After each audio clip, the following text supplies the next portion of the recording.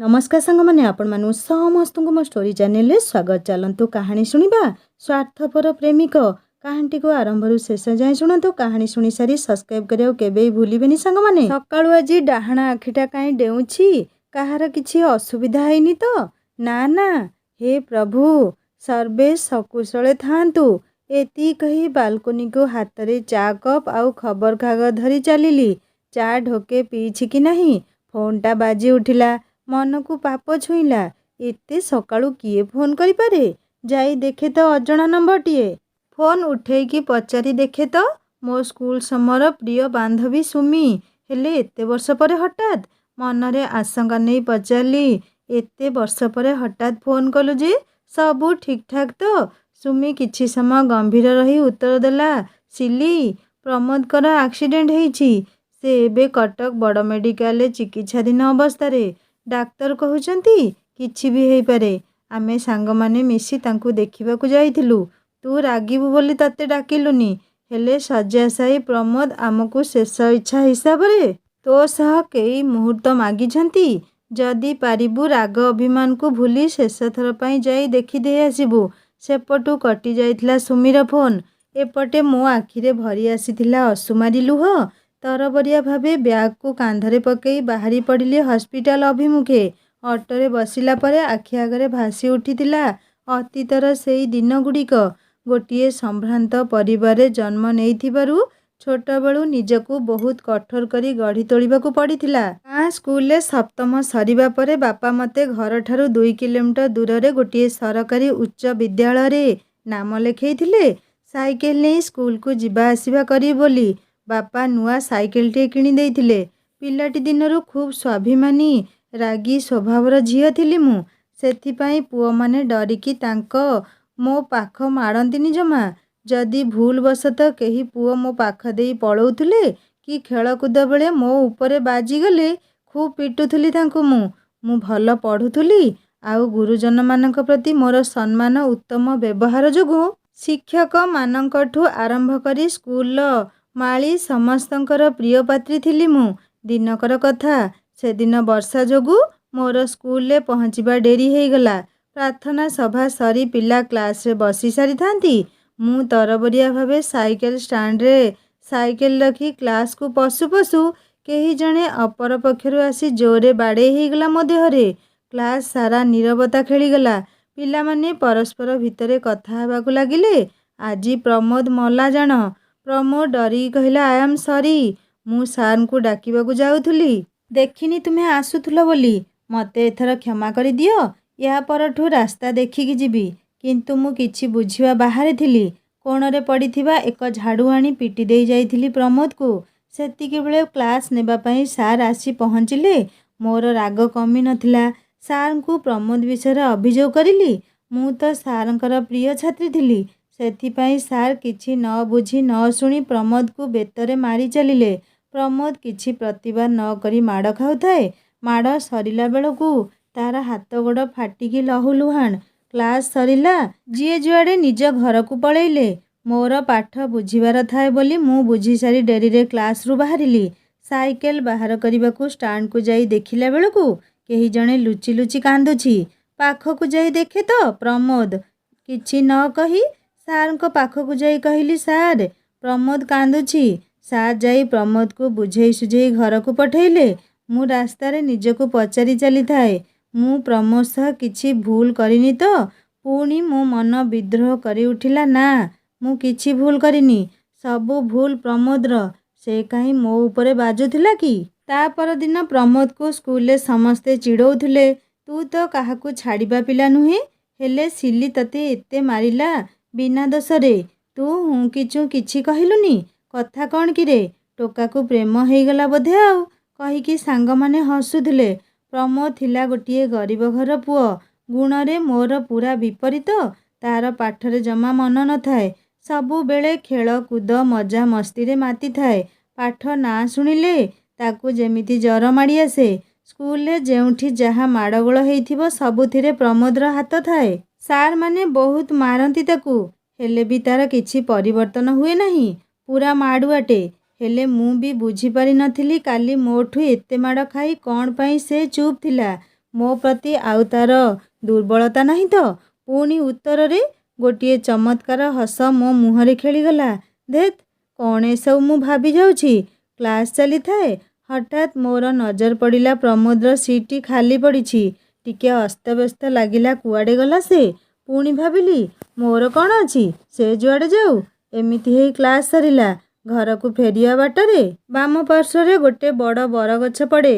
କାହିଁ କେତେ ବର୍ଷରୁ ସେ ସେଠି ଆସ୍ଥାନ ଜମେଇଛି। ମୁଁ ତା ଉପରୁ ନଜର ବୁଲେଇ ଆଣୁ ଆଣୁ ମୋତେ ଲାଗିଲା କେହି ଜଣେ ମୋତେ ଗଛ ପଛରୁ ଦେଖି ଲୁଚିଗଲା। ନିରୀକ୍ଷେଇ ଚାହିଁଲି ସେ ଗଛ ଆଡ଼କୁ, ହେଲେ କେହି ନଥିଲେ। ମନର ଭ୍ରମ ଭାବି ପଳେଇ ଆସିଲି। ପରଦିନ ବି ସେମିତି ଅନୁଭବ କଲି କେହି ଜଣେ ଲୁଚି ଲୁଚି ଦେଖୁଛି ମୋତେ। ହେଲେ ସେ କିଏ ହେଇପାରେ?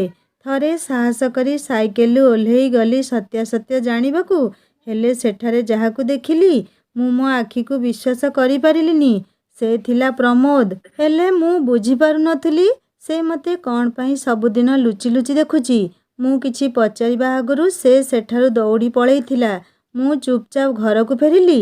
ହେଲେ ଗୁଡ଼ାଏ ପ୍ରଶ୍ନ ମୋତେ ଅସ୍ଥିର କରି ପକାଉଥାଏ।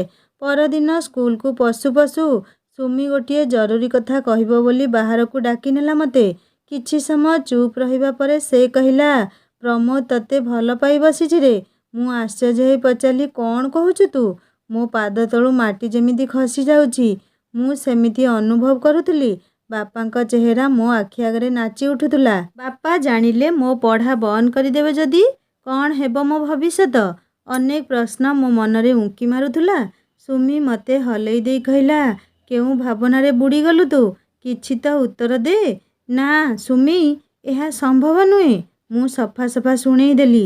ଭାବିଥିଲି ମୋ ଠାରୁ ନା ଶୁଣିବା ପରେ ପ୍ରମୋଦର ପାଗଳାମି କମିଯିବ। କିନ୍ତୁ ନା, ମୁଁ ଭୁଲ ଥିଲି। ବରଂ ତାର ଦିନକୁ ଦିନ ମୋତେ ନିଜର କରିବାର ନିଶା ବଢ଼ି ବଢ଼ି ଚାଲିଥାଏ। ଅନ୍ୟ କେଉଁ ପୁଅ ମୋ ସହ ମିଶିଲେ କି ହସିଲେ ସେ ହିଂସ୍ର ପାଲଟି ଯାଉଥିଲା। ମାରପିଟ୍ ଯାଏ ବି କଥା ପଳାଏ। ମୋତେ ଏସବୁ ବଡ଼ ରାଗ ଲାଗୁଥାଏ। ଖାଲି ଏତିକି ଠାକୁରଙ୍କୁ ମନେ ମନେ ଡାକୁଥାଏ ବାପାଙ୍କ କାନକୁ କଥା ନ ଯାଉ। ଏମିତି ଭାବନା ଭିତରେ ଦିନ ବିତି ଚାଲିଥାଏ। ନବମ ଶ୍ରେଣୀ ବାର୍ଷିକ ପରୀକ୍ଷା କିଛି ଦିନ ଥାଏ। ସବୁ ପିଲା ଖେଳ ଛୁଟିରେ ଖେଳିବାକୁ ପଳେଇଥାନ୍ତି। ମୁଁ ଝରକା ପାଖରେ ବସି ବାହାରକୁ ଚାହିଁଥାଏ। ହଠାତ୍ ପିଲା ସବୁ ହୋ ହାଲ୍ଲା କରି ଦୌଡ଼ିବାକୁ ଲାଗିଲେ। ମୁଁ ବୁଝିପାରୁନଥାଏ କ'ଣ ଚାଲିଛି। ଘଟଣା କ'ଣ ଜାଣିବି ବୋଲି ବାହାରକୁ ଯାଇ ଦେଖେ ତ ଦୀପୁ ଧଇଁ ସଇଁ ହେଇ ଦୌଡ଼ିକି ଆସୁଛି। ମୋତେ ବାଟରେ ଦେଖି ଏକା ନିଶ୍ୱାସରେ କହିଗଲା, ସିଲି, ଜଲ୍ଦି ଚାଲ, ପ୍ରମୋଦ ସ୍କୁଲ ପଛ କୂଅକୁ ଡେଇଁ ପଡ଼ିଛି।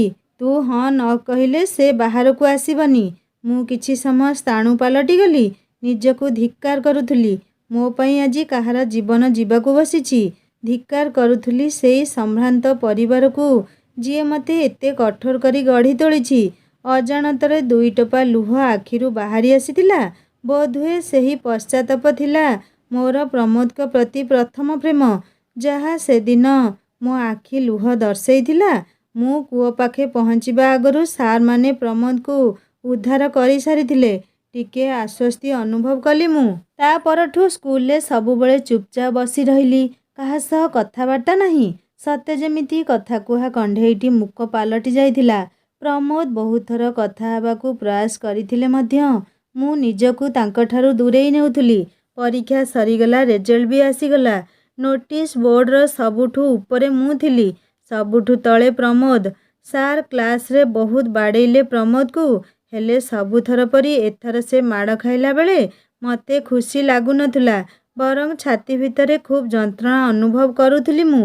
ଏମିତି ଏକ ଯନ୍ତ୍ରଣା ଯାହାକୁ ନା ଦେଖେଇ ହେବ, ନା କାହାକୁ କହିହେବ। ହେଲେ କ'ଣ ବା କରିପାରିଥାନ୍ତି ମୁଁ। ଏମିତି ଦିନ ପରେ ଦିନ ବିତି ଚାଲିଲା। ତା ସହ ପ୍ରମୋଦର ପାଗଳାମି ମଧ୍ୟ। ମୁଁ ଖାଲି ପଥରଟେ ପରି ସବୁ ଜାଣି ମଧ୍ୟ ଚୁପ୍ ରହୁଥିଲି। ମୋତେ ଜଣାଥିଲା ମୁଁ ଯଦି ବି ପ୍ରମୋଦଙ୍କ ପ୍ରସ୍ତାବକୁ ହଁ କରିବି, ଆମେ କେବେ ଏକାଠି ହୋଇପାରିବୁନି। ଏ ଭଲ ପାଇବାର ଶେଷ ବିଚ୍ଛେଦ ଆଉ ଲୁହରେ ହିଁ ଅନ୍ତ ହେବ। ତାଠୁ ଭଲ ଏବେଠୁ ନିଜକୁ ସମ୍ଭାଳି ନେବା। ସବୁ ଭଲ ପାଇବାର ଅନ୍ତ ତ ଆଉ ପାଇବା ନୁହେଁ ନା। କିଛି ପ୍ରେମ ତ୍ୟାଗ ପରେ ବି ଅମର ରହିଯାଏ। ହେଲେ ମୁଁ ତାଙ୍କ ମନରେ ଆଶା ଭରସା ଦେଇ ତାଙ୍କ ଭାବନା ସହ ଖେଳି ପାରିବିନି। ପ୍ରମୋଦ ଯେଉଁଠି ରୁହନ୍ତୁ, ଯାହା ସହ ରୁହନ୍ତୁ, ଭଲରେ ରୁହନ୍ତୁ, ଏତିକି କହି ନିଜକୁ ବୁଝେଇ ନେଲି। ଦଶମ ବୋର୍ଡ଼ ପରୀକ୍ଷା ପାଖେଇ ଆସିଲା। ସ୍କୁଲ ଯିବା ବନ୍ଦ ହେଇଗଲା। ସମସ୍ତେ ଘରେ ରହି ପଢ଼ାପଢ଼ି କଲୁ। ବାପା ସଫା ସଫା ଶୁଣେଇ ଦେଇଥିଲେ, ଭଲ ମାର୍କ ନ ରଖିଲେ ପାଠ ପଢ଼ାରେ ଡୋରି ଲଗେଇ ଦେବେ। ମୁଁ ସେଥିପାଇଁ ଅନ୍ୟ କିଛି ନ ଭାବି ପଢ଼ାରେ ବ୍ୟସ୍ତ ଥାଏ। ମୋର ପ୍ରମୋଦଙ୍କ କଥାକୁ ନିଘା ନଥାଏ। ବାଡ଼ିପଟେ ପୋଖରୀ ଖୋଳା ହେଉଥିଲା। ସେଦିନ ବାପା ବଜାର ଯାଇଥିଲେ। ମା କହିଲା, ସିଲି, ତୁ ଟିକେ ମଜୁରିଆଙ୍କୁ ଖାଇବା ବାଢ଼ି ଦେ। ମୁଁ ଖାଇବା ନେଇକି ଦେଲାବେଳେ ଗୋଟିଏ ମୁହଁ ଚିହ୍ନା ଚିହ୍ନା ଲାଗିଲା। ଭଲରେ ଆଖି ଉଠେଇ ଦେଖେ ତ ପ୍ରମୋଦ। ମୁଁ ବୁଝିପାରୁନଥିଲି ଏହା ସତ ନା ପରିକଳ୍ପନା। ପ୍ରମୋଦକୁ ଟିକେ ଦୂରକୁ ଡାକି ନେଇ ଶକ୍ତ ଚାପୁଡ଼ାଟେ ଦେଲି। 10ମ ଶ୍ରେଣୀ ପରୀକ୍ଷା ତୁମେ ପଢ଼ାପଢ଼ି ନ କରି ଏଠି କାମ କରିବାକୁ ଆସିଛ? ପ୍ରମୋଦ ଗାଲକୁ ଆଉଁସି ଆଉଁସି, ଚଣ୍ଡୀ, ତୁମ ହାତ ବହୁତ ଟାଣ। ତୁମକୁ କେତେ ଦିନରୁ ଦେଖିନଥିଲି ତ ମନଟା ଗୋଳେଇ ଘାଣ୍ଟି ହେଉଥିଲା। ମୁଁ ଜୋରରେ ଚିଲେଇକି କହିଲି, ଚୁପ୍, ଏକଦମ ଚୁପ୍। ଗୋଟିଏ ପାଲା ଚଲେଇଛ ଏଠି। କି ଭଲ ପାଇବା ଦେଖାଉଛ କହିଲ? ମୁଁ ଶୁଣିଥିଲି ଭଲ ପାଇବା ଲୋକଙ୍କ ଜୀବନରେ ସୁଧାର ଆଣିଥାଏ। ହେଲେ ତୁମେ ତ ଦିନକୁ ଦିନ ବିଗିଡ଼ି ଚାଲିଛ। କେବେ ଭାବିଛ ତୁମ ଭବିଷ୍ୟତ? ତୁମକୁ ନେଇ ସ୍ୱପ୍ନ ଦେଖିଥିବା ସେଇ ବାପା ମାଙ୍କ କଥା, ଯିଏ ତୁମକୁ ବହି ଖାତା ଯୋଗେଇବାକୁ ପର ଘରେ ମୂଲ ଲାଗୁଛନ୍ତି। ଆଉ ତୁମେ କ'ଣ କରୁଛ? ଏଠି ପାଠ ନ ପଢ଼ି ପ୍ରେମିକ ପ୍ରବର ସାଜିଛ। ବହୁତ ହେଇଗଲା ଏଥର। ଯଦି ସତରେ ମୋତେ ଭଲ ପାଇବାକୁ ଚାହିଁଥାନ୍ତ, ତାହେଲେ ନିଜକୁ ଗଢ଼ି ତୋଳିଥାନ୍ତ। ଏମିତି ପାଗଳାମି କରି ସମୟ ସାରି ନଥାନ୍ତ। ଶୁଣ, ଯଦି ଏମିତି ଭବିଷ୍ୟତ ନଷ୍ଟ କରି ଚାଲିବ, ଭବିଷ୍ୟତରେ ଖାଲି ଦୁଃଖ ହିଁ ଦୁଃଖ। ଯଦି ସତରେ ମୋତେ ଭଲ ପାଉଥିବ, ୟା ପରଠାରୁ ମୋ ସାମ୍ନାକୁ ଯେମିତି ନ ଆସ। ଏହା ତୁମ ସହ ମୋର ଶେଷ କଥା ବୋଲି ଭାବି ନେବ। ଆଶା କରୁଛି ଭଲ ମଣିଷଟିଏ ହୋଇ ବାପା ମାଙ୍କ ନାଁ ରଖିବ। ମା ଡାକ ପକେଇଲା, ସିଲି। ମୁଁ ଶେଷ ଥର ପାଇଁ ତାଙ୍କ ନିରୀହ ଆଖି ଦୁଇଟିକୁ ଚାହିଁଲି। ଲାଗୁଥିଲା ସେ ଆଖିରେ ମୋ ପାଇଁ ଭଲ ପାଇବାର ଅଦିନିଆ ଝଡ଼ଟିଏ ଉଠେଇ ସାରିଛି। ସତେ ଯେମିତି ଏଇନେ ବରଷିଯିବ କି ଆଉ। ସେ କିଛି କହିବା ଆଗରୁ ମୁଁ ଘର ଭିତରକୁ ଚାଲି ଯାଇଥିଲି। ଦେଖୁ ଦେଖୁ ପରୀକ୍ଷା ପହଞ୍ଚିଲା। ମନେ ମନେ ଭାବୁଥାଏ ପରୀକ୍ଷା ହଲରେ ପ୍ରମୋଦକୁ ସାମ୍ନା କରିବାକୁ ନ ପଡ଼ୁ, ତାଙ୍କର ଅଲଗା ରୁମ୍ରେ ପଡ଼ିଥାଉ। ହେଲେ ଭଗବାନ ଇଚ୍ଛା ଆଉ କିଛି ଥିଲା। ଗୋଟିଏ ହଲରେ ଦୁହିଁଙ୍କର ପରୀକ୍ଷା ଥିଲା। ସେ ମୋ ପଛ ସିଟ୍ରେ ପଡ଼ିଥିଲେ। ମୁଁ ନ ଜାଣିଲା ଭଳି ଯାଏ, ପରୀକ୍ଷା ଦିଏ ଆଉ ଆସେ। ଶେଷ ପରୀକ୍ଷା ଦିନ ପଛରୁ କିଏ ଡାକିଲା ଭଳି ଶୁଭିଲା। ବୁଲି ଚାହିଁଲି, ପ୍ରମୋଦ ଆଉ ଦୀପୁ ଛିଡ଼ା ହେଇଥିଲେ। ଦୀପୁ କହିଲା, ପରୀକ୍ଷା ତ ସରିଗଲା, ଏବେ ତୋ ପ୍ରମୋଦ ସହ କଥା ହୋ। କେତେ ନିଷ୍ଠୁର ତୁ। ପିଲାଟା କେତେ ଭଲ ପାଉଛି ତୋତେ, ଆଉ ତୁ ଏମିତି କରୁଛୁ ତା ସହ। ମୁଁ ଟିକେ ହସିଦେଲି ଆଉ କହିଲି, ଭଲ ପାଇବାର ମାନେ ବୁଝିବାକୁ ତୁମ ବନ୍ଧୁଙ୍କୁ ସମୟ ଲାଗିବ। ଏସବୁ ତାଙ୍କର ପିଲାଳିଆମି। ତାଙ୍କୁ ବୁଝାଅ, ପଢ଼ାପଢ଼ି କରନ୍ତୁ। ବାପା ଆସିଲେଣି କହି ମୁଁ ପଳେଇ ଆସିଲି। ଆସିଲା ବେଳେ ମୋ ଆଖିରେ ପ୍ରମୋଦଙ୍କର ସେହି ନିଷ୍ପାପ ଚେହେରାର ଛବିଟିକୁ ସାଥିରେ ନେଇ ଫେରିଥିଲି। ପରୀକ୍ଷା ପରେ +2 ପାଇଁ ବାପା ଟ୍ୟୁସନ୍ ସାର୍ ଯୋଗାଡ଼ କରିଦେଲେ। ସାଇନ୍ସ ପାଠ ଆଗୁଆ ନ ପଢ଼ିଲେ ଜାଣି ହେବନି। ରେଜଲ୍ଟ କିଛି ଦିନ ପରେ ବାହାରିଲା। ସମସ୍ତେ ସ୍କୁଲ ଗଲୁ ରେଜଲ୍ଟ ଆଣିବାକୁ। ଭଲ ମାର୍କ ଥିବାରୁ ସାର୍ମାନେ ସାଙ୍ଗମାନେ ଶୁଭେଚ୍ଛା ଜଣାଉଥିଲେ। ହେଲେ ମୋ ମନ ଖୋଜୁଥିଲା ପ୍ରମୋଦକୁ। ସେ କ'ଣ ପାଇଁ ରେଜଲ୍ଟ ନେବାକୁ ଆସିନାହାନ୍ତି? ଭାଗ୍ୟକୁ ପ୍ରମୋଦଙ୍କ ପ୍ରିୟ ସାଙ୍ଗ ଦୀପୁ ସହ ଦେଖା ହେଲା। ମନରେ ସାହସ ସଞ୍ଚୟ କରି ପଚାରିଲି, ଦୀପୁ, ପ୍ରମୋଦଙ୍କ ରେଜଲ୍ଟ କ'ଣ ହେଲା? ଦୀପୁ ମୋତେ କିଛି ସମୟ ରାଗିକି ଚାହିଁଲା। ତାପରେ ଉତ୍ତର ଦେଲା, ତୁ ଯାହା ଚାହୁଁଥିଲୁ ସେଇଆ ହେଲା। ସେ ଫେଲ୍ ହେଇଯାଇଛି। ଏଥର ତୋ ମନ ଶାନ୍ତି ତ? ତତେ ଭଲ ପାଇ ସେ ତ ଭବିଷ୍ୟତ ନଷ୍ଟ କରିଦେଲା, ଆଉ ତୁ ଏଠି ଶୁଭେଚ୍ଛା ସାଉଁଟି ଖୁସି ହେଉଛୁ। ତୋଠୁ ବହୁତ ଭଲ ଝିଅ ମୁଁ ତା ପାଇଁ ଠିକ୍ କରିବି। ଆଜିଠୁ ଭୁଲିଯିବୁ ପ୍ରମୋଦ କି ଦୀପୁ ବୋଲି କିଏ ତୋର ସାଙ୍ଗ ଥିଲେ। କିନ୍ତୁ ଦୀପୁ, ମୋ କଥା ଥରେ ଶୁଣ। ମୋ ପାଟିରୁ କଥା ନ ସରୁଣୁ ଦୀପୁ ପଳେଇଥିଲା। ଦୀପୁ ବ୍ୟବହାର ଯୋଗୁଁ ଯେତିକି କଷ୍ଟ ଲାଗୁନଥିଲା, ପ୍ରମୋଦର ଭବିଷ୍ୟତ ଚିନ୍ତା ମୋତେ ଅସ୍ତବ୍ୟସ୍ତ କରି ପକାଉଥାଏ। ବାପା ମୋର ଆଡ଼ମିସନ୍ ଭୁବନେଶ୍ୱରସ୍ଥିତ ଏକ ବେସରକାରୀ କଲେଜରେ କରିଦେଲେ। ତାଙ୍କ ମତରେ ଆଜିକାଲି ବେଳକାଳ ଯାହା, ଝିଅମାନେ ନିୟମ କାନୁନ ଭିତରେ ନ ରହିଲେ ବେପରୁଆ ହୋଇ ପଢ଼ାରୁ ଧ୍ୟାନ ହଟିଯିବ। ସେଠି ପଢ଼ିବା ପରେ ମୋର କାହା ସହ ସମ୍ପର୍କ ରହିଲାନି। କାରଣ ସେଠି ଫୋନ୍ ବ୍ୟବହାର ବାରଣ ଥିଲା। ଯାହା ସପ୍ତାହରେ 2 ଥର ଘରକୁ ଫୋନ୍ କରିବାକୁ ଦିଆଯାଏ। ଯେବେ ସାଙ୍ଗମାନେ ତାଙ୍କ ପ୍ରେମ କାହାଣୀ ଶୁଣାନ୍ତି ହଷ୍ଟେଲରେ, ମୁଁ ପ୍ରମୋଦଙ୍କର ସେଇ ନିରୀହ ଆଖି, ତାଙ୍କର ମୋ ପ୍ରତି ପାଗଳାମିକୁ ଭାବି ଖୁସି ହେଉଥାଏ। କଲେଜରେ ଯେତେ ପୁଅଙ୍କୁ ଦେଖୁଥିଲି, ମୋତେ ଲାଗୁଥିଲା ପ୍ରମୋଦଙ୍କଠୁ ଭଲ ପୁଅ ବୋଧହୁଏ ଭଗବାନ ବନେଇ ନାହାନ୍ତି। ମନ କହୁଥିଲା ଚନ୍ଦ୍ରରେ କଳଙ୍କ ଥାଇପାରେ, ହେଲେ ତାଙ୍କ ଭଲ ପାଇବାରେ କଳଙ୍କ ନାହିଁ। ମୁଁ କଠୋରରୁ କଠୋର ପରିଶ୍ରମ କରିବି, ଭଲ ଚାକିରିଟେ କରି ବାପାଙ୍କୁ ପ୍ରମୋଦଙ୍କ ହାତ ମାଗିବି। ସେତେବେଳେ ପ୍ରମୋଦ ସବୁ ଅଭିମାନ ଭୁଲି ବହୁତ ଖୁସି ହେଇଯିବେ। ଗୁରୁଜନମାନଙ୍କ ଆଶୀର୍ବାଦ ନେଇ ଆମେ ଖୁସିରେ ରହିବୁ।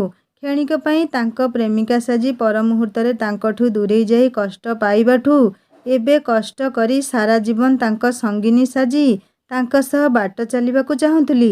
ଏମିତି ଦିନ ପରେ ଦିନ ଗଡ଼ି ଚାଲିଲା। ମୋ ପାଖରେ ପ୍ରମୋଦଙ୍କ ବିଷୟରେ କିଛି ବି ଖବର ନଥାଏ। ଚାହୁଁ ଚାହୁଁ ରଜ ଛୁଟି ପହଞ୍ଚିଲା। ମୁଁ ଘରକୁ ଆସିଥାଏ। ସୁମି ମାଙ୍କ ଫୋନକୁ ଫୋନ କରି କହିଲି ସୁମିକୁ ଫୋନ ଦେବାକୁ। ସୁମି ଫୋନ ଉଠେଇ କହିଲା ସେ ଚିହ୍ନିନି ମୋତେ। ମୁଁ ବୁଝିପାରିଲିନି ମୋର ଏତେ ଭଲ ସାଙ୍ଗ ହେଇ ମଧ୍ୟ ଏମିତି କ'ଣ ପାଇଁ ସେ ମୋତେ କହିଲା।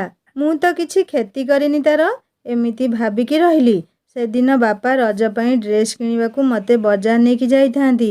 ମୁଁ ଡ୍ରେସ୍ କିଣି ଫେରିଲା ବେଳେ ଦେଖିଲି ଦୀପୁ ସୁମି ବଜାରରେ ବୁଲୁଥିଲେ। ମୋତେ ଦେଖି ମୁହଁ ବୁଲେଇକି ପଳେଇଲେ। ଘରକୁ ମନ ଦୁଃଖରେ ଫେରିଲି। ରଜ ଦିନ ଦୋଳି ଖେଳି ଯାଇଥାଏ। ସେଠି ସୁଚି ବୋଲି ଗୋଟିଏ ସାଙ୍ଗ ଦେଖାହେଲା। ଏମିତି କିଛି ସମୟ କଥାବାର୍ତ୍ତା ପରେ ଜାଣିବାକୁ ପାଇଲି ସୁମି ଆଉ ଦୀପୁ ପରସ୍ପରକୁ ଭଲ ପାଉଛନ୍ତି। ପ୍ରମୋଦ ଆଉ ଥରେ ପରୀକ୍ଷା ଦେଇ ପାସ୍ କରିଛନ୍ତି। ଫୁଲବାଣୀରେ ITI କରୁଥିଲେ। ଘରର ଆର୍ଥିକ ପରିସ୍ଥିତି ଯୋଗୁଁ ଅଧାରୁ ପାଠ ଛାଡ଼ି ଏବେ ଗୋଟିଏ ବେସରକାରୀ କମ୍ପାନୀରେ କାର୍ଯ୍ୟରତ। ଶୁଣିକି ଦୁଃଖ ଲାଗିଲା ଯେ କଲମ ଉଠେଇବା ବୟସରେ ପ୍ରମୋଦ ପରିବାର ବୋଝ ଉଠଉଛନ୍ତି। ଆଉ ଦୋଳି ଖେଳିବି କ'ଣ? ମନ ଦୁଃଖରେ ଘର ମୁହାଁଲି। ପଛରୁ ସୁଚି ଡାକିଲା ସିଲି, ଆଉ ଗୋଟିଏ କଥା ଭୁଲିଗଲି।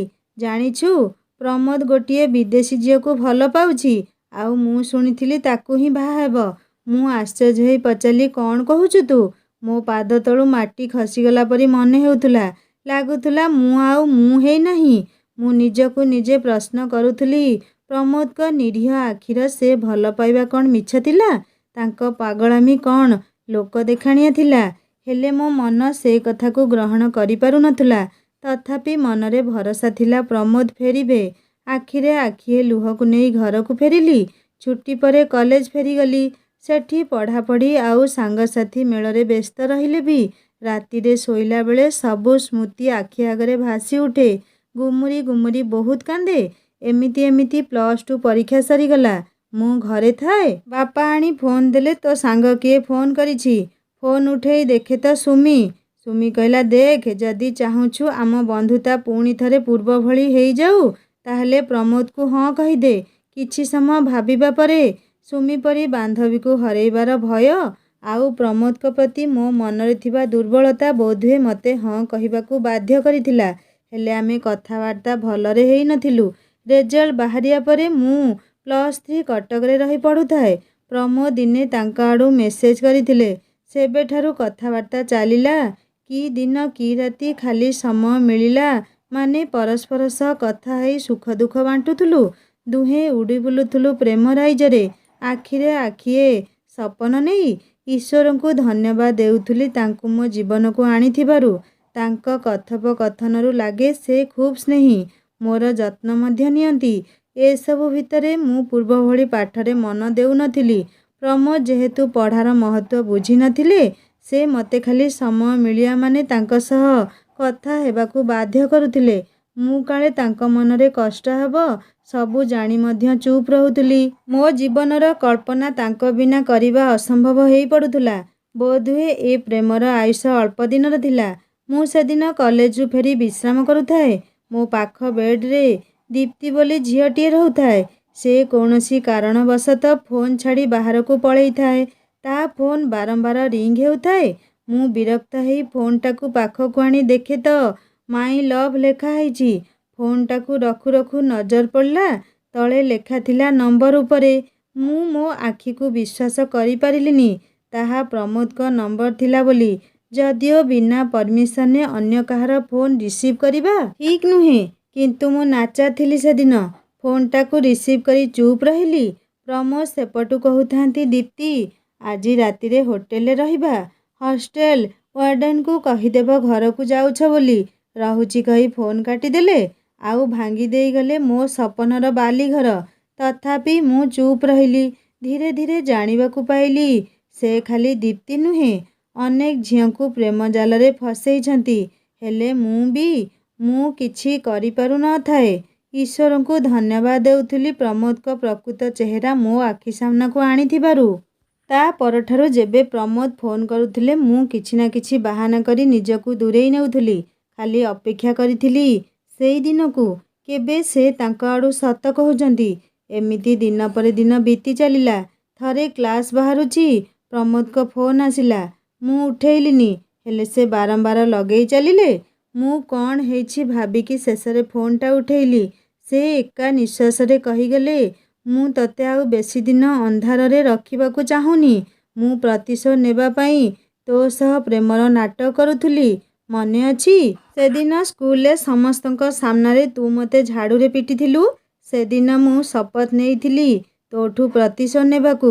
ସେଇଥିପାଇଁ ତୋର ସବୁଠୁ ଭଲ ସାଙ୍ଗ ସୁମିକୁ ଦୀପୁ ତା ପ୍ରେମ ଜାଲରେ ଫସେଇଥିଲା, ଆଉ ତୋଠୁ ଅଲଗା କରି ଦେଇଥିଲା। ମୁଁ ଜାଣେ ତୁ ମୋତେ ଭଲ ପାଇ ସାରିଛୁ। ମୋ ବିନା ତୁ ବଞ୍ଚିପାରିବୁନି। ଏବେ ମୋର ପ୍ରତିଶୋଧ ପୂର୍ଣ୍ଣ ହେଇଛି। ଏବେ ମୁଁ ତୋ ଜୀବନରୁ ସବୁଦିନ ପାଇଁ ଚାଲିଯାଉଛି। ଏତିକି କହି ଫୋନ୍ କଟି ଯାଇଥିଲା। ସେଦିନ ମୁଁ ପ୍ରତି ଉତ୍ତରରେ ନୀରବତା ପ୍ରଦାନ କରିଥିଲି। ମୋର ମୋ ପାଇଁ ଦୁଃଖ ନଥିଲା, ତାଙ୍କ ପାଇଁ ଦୁଃଖ ଥିଲା। କାରଣ ମୁଁ ତ ଏମିତି ଗୋଟେ ଲୋକକୁ ହରେଇଲି ଯିଏ କେବେ ମୋର ନଥିଲା। ହେଲେ ସେ ଏମିତି ଜଣେ ସାଥୀ ହରେଇଲେ ଯିଏ ମରିବା ଯାଏ ତାଙ୍କ ଛଡ଼ା ଆଉ କାହାର ହେଇପାରିବନି। ଈଶ୍ୱରଙ୍କ ଉଦ୍ଦେଶ୍ୟରେ ଏତିକି ପ୍ରାର୍ଥନା କଲି, ତାଙ୍କୁ ଯେଉଁଠି ରଖ, ଯାହା ସହ ରଖ, ବାସ୍ ଖାଲି ଭଲରେ ରଖ। ମୋଠୁ ଦୂରେଇବା ପରେ ଦୀପୁ ମଧ୍ୟ ସୁମିକୁ ତା ଜୀବନରୁ ଦୂରେଇ ଦେଇଥିଲା। ସୁମି ବହୁତ ଥର କ୍ଷମା ମାଗିବାକୁ ଚେଷ୍ଟା କରିଛି, କିନ୍ତୁ ମୁଁ ତା ପରଠାରୁ କେବେ ପଛକୁ ବୁଲି ଚାହିଁନି। କେବଳ ପାଠ ଆଉ ଘର ଛଡ଼ା ଆଉ କାହା ସହ ସମ୍ପର୍କ ରଖିନଥିଲି। ପଢ଼ାପଢ଼ି ସରିବା ପରେ ଏବେ ଘରଠୁ 30 କିଲୋମିଟର ଦୂର ଏକ ସରକାରୀ କଲେଜରେ ଅଧ୍ୟାପିକା ଭାବେ କାର୍ଯ୍ୟରତ। ବାପା ମା ବାହାଘର ପାଇଁ ବହୁତ ବାଧ୍ୟ କରିବା ପରେ ବି ମୋ ମନକୁ ମୁଁ ବୁଝେଇ ପାରିନି ଆଜି ଯାଏଁ। କାଳେ ସାଇ ପଡ଼ିଶାଙ୍କ ଟାହିଟାପରା ଶୁଣିବାକୁ ହେବ, ସେଥିପାଇଁ କଲେଜ ପାଖରେ ଘରଭଡ଼ା ନେଇ ରହି ଆସୁଛି। ବାପା ମା ମଝିରେ ମଝିରେ ବୁଲି ଆସନ୍ତି, ନହେଲେ ଘରର ଚାରିକାନ୍ଥ ମୋର ଚିରସାଥୀ। ନିଃସଙ୍ଗତାକୁ ସାରା ଜୀବନ ନେଇ ବଞ୍ଚିଯିବି ପଛେ, ପ୍ରମୋଦକୁ ମନରେ ଥରେ ଜାଗା ଦେଇ ସାରିବା ପରେ ଆଉ କାହା ହାତ କେମିତି ଧରିବି? ସେ ଅଜଣା ଲୋକଟି କ'ଣ ପାଇଁ ଛଳନାର ଶିକାର ହେବ? ନା ନା, ମୁଁ ପାରିବିନି। ମ୍ୟାଡମ୍, ହସ୍ପିଟାଲ ଆସିଗଲା। ଡ୍ରାଇଭର ଡାକରେ ମୁଁ ଭାବନା ରାଇଜରୁ ଫେରି ପ୍ରକୃତିସ୍ଥ ହେଲି। ସିଧା ଦୌଡ଼ିଲି ହସ୍ପିଟାଲ ଭିତରକୁ। ପ୍ରମୋଦଙ୍କ କ୍ୟାବିନ୍ ନମ୍ବର ବୁଝି ତାଙ୍କ ପାଖେ ଯାଇ ପହଞ୍ଚିଲି। ପ୍ରମୋଦ ଗୋଟିଏ ସୁନ୍ଦର ସ୍ମିତହାସ୍ୟ ସହ ମୋତେ ସ୍ୱାଗତ କରିଲେ। ପ୍ରମୋଦ କହିଲେ, ମୁଁ ଜାଣିଥିଲି ତୁମେ ଆସିବ। ମୋ ପ୍ରତି ତୁମ ଭଲ ପାଇବା ତୁମକୁ ଟାଣି ଆଣିବ। ତାଙ୍କ କଥା ଶୁଣି ଆଖିରୁ 2 ଟୋପା ଲୁହ ଅଜାଣତେ ବରସିଗଲା। ମୁଁ ତାଙ୍କୁ ରୋକିଦେଇ କହିଲି, ମୁଁ କାହାକୁ ଭଲ ପାଇନି, ତୁମେ ଭୁଲ ଭାବୁଛ। ତାପରେ ପ୍ରମୋଦ କହିଲେ, ତାହେଲେ ତୁମ ମଥା ଶୂନ୍ୟ କ'ଣ ପାଇଁ? କ'ଣ ପାଇଁ ଆଜି ଯାଏ ବିବାହ କରିନ? ଅଛି କିଛି ଉତ୍ତର? ମୁଁ ବିରକ୍ତି ପ୍ରକାଶ କରି କହିଲି, ଛାଡ଼ ସେ ବେକାର କଥା। ଏମିତି କେମିତି ହେଇଗଲା ସବୁ ତୁମ ସହ? ପ୍ରମୋଦ କହିଲେ, ଜାଣିଛ ସିଲି, ଭଗବାନ ବଡ଼ ଲୋକ। ସେ କେବେ କାହା ହିସାବ ବାକି ରଖନ୍ତିନି। ତୁମଠାରୁ ଦୂରେଇ ଆସିବା ପରେ ମୁଁ ବହୁତ ଝିଅଙ୍କ ଜୀବନ ସହ ଖେଳିଛି। ଶେଷରେ ଜଣକୁ ପ୍ରେମ କରି ବିବାହ କରିଥିଲି। ଆମର ଝିଅଟିଏ ହେଲା ପରୀ। ହେଲେ ମୋର ସ୍ୱଳ୍ପ ରୋଜଗାର ତାକୁ ଖୁସି କରିପାରିଲାନି। ମୋ ଆଖି ସାମ୍ନାରେ ସେ ତା ପୂର୍ବତନ ପ୍ରେମିକର ହାତ ଧରି ଚାଲିଗଲା। ଛାଡ଼ି ଦେଇଗଲା ମା ଛେଉଣ୍ଡ ପିଲାଟାକୁ। ତା ମୁହଁକୁ ଚାହିଁ ବଞ୍ଚିଯିବି ଭାବିଥିଲି। ହେଲେ କାମ ସାରି ଘରକୁ ଫେରିବା ବେଳେ ପଛରୁ ଟ୍ରକ୍ଟା ଯମଦୂତ ସାଜି ପିଟି ଦେଇଗଲା। ଡାକ୍ତର କହୁଛନ୍ତି ମୋ ହାତରେ ବେଶୀ ସମୟ ନାହିଁ। ମୁଁ ତାଙ୍କ ପାଟିରେ ହାତ ଦେଇ କହିଲି, ଛି, କାଳ କଥାଗୁଡ଼ା ତୁଣ୍ଡରେ ଧରନି। ପ୍ରମୋଦ କହିଲେ, ସିଲି, ତୁମେ ମୋତେ କ୍ଷମା କରିଦେଇଛ ନା? ମୋର ଆଜି କାହିଁକି ଭାରି ଇଚ୍ଛା ହେଉଛି ଆଉ କିଛି ଦିନ ବଞ୍ଚିବାକୁ, ତୁମ ପାଖେ ପ୍ରାୟଶ୍ଚିତ କରିବାକୁ, ତୁମକୁ ଖୁବ୍ ଭଲ ପାଇବାକୁ। ହେଲେ ଏତେ ସପନକୁ ରାତି କାହିଁ? ସିଲି, ମୁଁ ଶେଷ ସମୟରେ ଆଉ ଥରେ ସ୍ୱାର୍ଥପର ହେବାକୁ ଚାହୁଁଛି। ପ୍ଲିଜ୍ ନିରାଶ କରିବନି ତ? ମୁଁ ତାଙ୍କ ହାତ ଉପରେ ହାତ ରଖି କଥା ଦେଲି। କୁହ, କ'ଣ ଚାହୁଁଛ? ପ୍ରମୋଦ କହିଲେ, ମୁଁ ସିନା ତୁମର ଭଲ ସାଥୀଟିଏ ହେଇପାରିଲିନି, ହେଲେ ପରୀର ଭଲ ବାପାଟିଏ ହେବାକୁ ଚାହେଁ। ମୁଁ ଜାଣେ ତୁମଠାରୁ ବେଶୀ ସ୍ନେହ ତାକୁ କେହି ଦେଇପାରିବେନି। କଥା ଦିଅ ସିଲି, ପରୀର ଭଲ ମାଆଟିଏ ହେବ। ପରୀକୁ ଆମ ପ୍ରେମର ଶେଷ ଆୟୁଷ ଭାବି ତାର ଯତ୍ନ ନେବ। ମୁଁ ଜାଣେ ଏ ସମାଜ ତୁମ କୁଆଁରୀ ମାତୃତ୍ୱକୁ ସହଜରେ ଗ୍ରହଣ କରିପାରିବନି, ହେଲେ ଏ ଜଣେ ସ୍ୱାର୍ଥପର ବାପାର ଶେଷ ଇଚ୍ଛା ବୋଲି ଭାବିନିଅ। ମନା କରନି ତୁମକୁ ମୋ ରାଣ। ମୁଁ କୋହଭରା କଣ୍ଠରେ ପ୍ରମୋଦଙ୍କ ହାତକୁ ଧରି ଉତ୍ତର ଦେଲି। ମୁଁ କଥା ଦେଉଛି ପ୍ରମୋଦ, ପରୀର ଭଲ ମାଆଟିଏ ହେବି। ତାକୁ ଆମ ଭଲ ପାଇବାର ଶେଷ ସନ୍ତକ ଭାବେ ସାରା ଜୀବନ ସାଇତି ରଖିବି। ସେ ଆଜିଠୁ ତୁମ ଝିଅ ନୁହେଁ, ମୋ ଝିଅ। ପ୍ରମୋଦ କହିଲେ, ଓହୋ, ଏଥର ମୁଁ ଶାନ୍ତିରେ ମରିପାରିବି। ମୋର ଆଉ କିଛି ଅଫସୋସ ନାହିଁ। ପରୀ ତୁମକୁ ଲାଗିଲା। ସିଲି, ଓଃ, ମୋ ଛାତି କ'ଣ ହେଇଯାଉଛି। ପାଟିରୁ କଥା ନ ଶୁଣୁ ଲିଭି ଯାଇଥିଲା ପ୍ରମୋଦଙ୍କ ଜୀବନ ଦୀପ। ସରି ଯାଇଥିଲା ମୋ ପ୍ରେମର ଆୟୁଷ।